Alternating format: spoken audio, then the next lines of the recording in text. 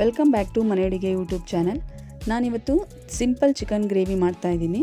ಇದು ದೊಡ್ಡವರಿಂದ ಮಕ್ಕಳು ತನಕ ತುಂಬ ಇಷ್ಟಪಟ್ಟು ತಿಂತಾರೆ. ಒಮ್ಮೆ ಟ್ರೈ ಮಾಡಿ.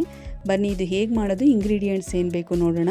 ನಾನಿಲ್ಲಿ ಅರ್ಧ kg ಚಿಕನ್ ತೊಗೊಂಡಿದ್ದೀನಿ. ಹಾಗೆ 3 ಸ್ಪೂನ್ ತೆಂಗಿನಕಾಯಿ, 2 ಈರುಳ್ಳಿ, 2 ಟೊಮ್ಯಾಟೊ, ಮತ್ತು ಇದು ಗ್ರೈಂಡ್ ಮಾಡೋದಕ್ಕೆ ಕೊತ್ತಂಬರಿ ಸೊಪ್ಪು, 5 ಹಸಿಮೆಣಸಿನ್ಕಾಯಿ, 2 ಪೀಸ್ ಚಕ್ಕೆ, 4 ಲವಂಗ, 2 ಇಂಚು ಶುಂಠಿ, 1 ಸ್ಪೂನ್ ಅಚ್ಕಾರದ ಪುಡಿ, 1 ಸ್ಪೂನ್ ಧನಿಯಾ ಪೌಡರ್ನ ರೆಡಿ ಮಾಡಿ ಇಟ್ಕೊಂಡಿದ್ದೀನಿ. ನಾನಿಲ್ಲಿ ಹಸಿಮೆಣಸಿನ್ಕಾಯಿನ ಆಯಿಲಲ್ಲಿ ಫ್ರೈ ಮಾಡಿ ಇಟ್ಕೊಂಡಿದ್ದೀನಿ. ಇದು ಟೇಸ್ಟು ಚೆನ್ನಾಗಿರುತ್ತೆ. ಹಾಗೆಯೇ ಗ್ಯಾಸ್ಟ್ರಿಕ್ ಪ್ರಾಬ್ಲಮ್ ಇರೋರು ಸ್ವಲ್ಪ ಹಸಿಮೆಣಸಿನ್ಕಾಯಿನ ಅವಾಯ್ಡ್ ಮಾಡ್ತಾರೆ.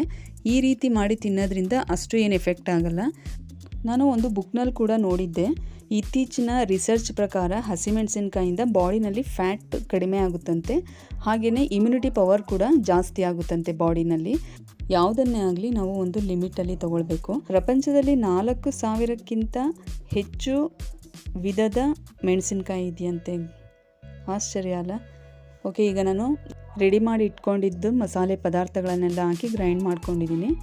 ಮತ್ತು ಈಗ ನಾನು ಕುಕ್ಕರಿಗೆ 3ರಿಂದ 4 ಸ್ಪೂನು ಆಯಿಲ್ ಹಾಕಿ ಅರ್ಧ ಈರುಳ್ಳಿ ಕಟ್ ಮಾಡಿರೋದನ್ನು ಕೂಡ ಆ್ಯಡ್ ಮಾಡಿ, ಈಗ ಚಿಕನ್ ಹಾಕಿ ಚಿಕನ್ನಲ್ಲಿ ನೀರಿನ ಅಂಶ ಇರುತ್ತಲ್ಲ ಅದು ಹೋಗೋ ತನಕ ನಾನು ಫ್ರೈ ಮಾಡ್ಕೊಳ್ತಾ ಇದ್ದೀನಿ. ಸ್ವಲ್ಪ ಉಪ್ಪನ್ನು ಕೂಡ ಆ್ಯಡ್ ಮಾಡ್ತಾಯಿದ್ದೀನಿ. ಟೊಮ್ಯಾಟೊ ಕೂಡ ಆ್ಯಡ್ ಮಾಡಿ ಈಗ ಚೆನ್ನಾಗಿ ಫ್ರೈ ಮಾಡ್ಕೊಳ್ತೀನಿ. ಸಾರಿ, ನಾನು ನಿಮಗೆ ಮಸಾಲೆನಲ್ಲಿ ಬೆಳ್ಳುಳ್ಳಿ ತೋರಿಸ್ಲಿಲ್ಲ. ಬೆಳ್ಳುಳ್ಳಿ 2 ಬೆಳ್ಳುಳ್ಳಿನ ಮಸಾಲೆಗೆ ಆ್ಯಡ್ ಮಾಡಿಕೊಂಡು ಗ್ರೈಂಡ್ ಮಾಡ್ಕೊಳ್ಳಿ. ಇಲ್ಲಿ ನಾನು ಮಸಾಲೆ ಆ್ಯಡ್ ಮಾಡಿ ಮತ್ತು ಅರ್ಧ ಸ್ಪೂನ್ ಅರಿಶಿಣ ಕೂಡ ಆ್ಯಡ್ ಮಾಡಿ ರುಚಿಗೆ ತಕ್ಕಷ್ಟು ಉಪ್ಪು ಈಗ ಸ್ವಲ್ಪ ಕೂಡ ಹಾಕ್ತಾಯಿದ್ದೀನಿ. ಜಾರ್ನಲ್ಲಿದ್ದ ಮಸಾಲೆಗೆ 1 ಗ್ಲಾಸಷ್ಟು ನೀರು ಹಾಕಿ ಅದನ್ನು ಕೂಡ ಆ್ಯಡ್ ಮಾಡಿಕೊಂಡು ಈಗ ಮಿಕ್ಸ್ ಮಾಡಿ ಲಿಡ್ಡನ್ನು ಕ್ಲೋಸ್ ಮಾಡಿ 2 ವಿಷಲ್ ಆದಮೇಲೆ ನಾನು ಇದನ್ನು ಓಪನ್ ಮಾಡ್ತಾಯಿದ್ದೀನಿ. ನೋಡಿ, ರೆಡಿ ಆಗಿದೆ. ಇದು ರೈಸು, ರೊಟ್ಟಿ, ಚಪಾತಿ ಇದಕ್ಕೆಲ್ಲ ಚೆನ್ನಾಗಿರುತ್ತೆ. ಸೈಡ್ ಡಿಶ್ ಆಗಿ ಕೂಡ ನೀವು ತಿನ್ಬೋದು. ಟ್ರೈ ಮಾಡಿ. ನನ್ನ ಚಾನೆಲ್ನ ಸಬ್ಸ್ಕ್ರೈಬ್ ಮಾಡಿ, ಲೈಕ್ ಮಾಡಿ, ಶೇರ್ ಮಾಡಿ. Thank you.